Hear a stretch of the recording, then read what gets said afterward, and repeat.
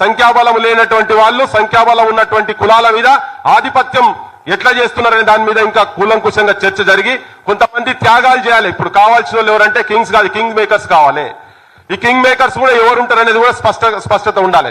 నాకు తెలిసి ప్రస్తుతం ఉన్న రాజకీయ వ్యవస్థలో ఎవరికి కూడా బీసీల మీద మాత్రం ప్రేమ లేదు. బరాబరి కాంగ్రెస్ కావచ్చు, బీజేపీ కావచ్చు, టీఆర్ఎస్ కావచ్చు, ఎవరైనా పర్వాలేదు. ఎవరికి బీసీల మీద ప్రేమ లేదు.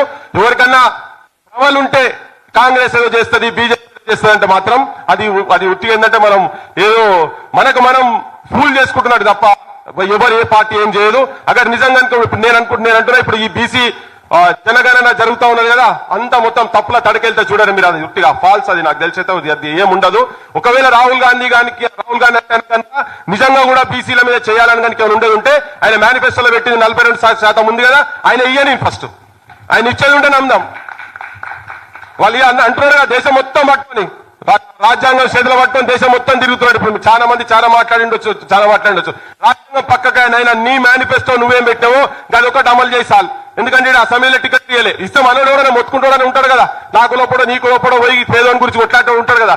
లేరు అట్లాంటి ఎవరు లేరు కనుక ఎంత టాలెంట్ ఉన్నా మాకు వకలాభారం కృష్ణమూర్తి అన్న పోయి కూర్చొని అదే కమిషన్ల కాడ కూర్చున్నారు. మా బిఎస్ రామన్ సార్ కూడా అది అయిపోయినాక గిట్లనే కూర్చున్నారు. మళ్ళీ వీళ్ళు ఆడ కూర్చోవాలి.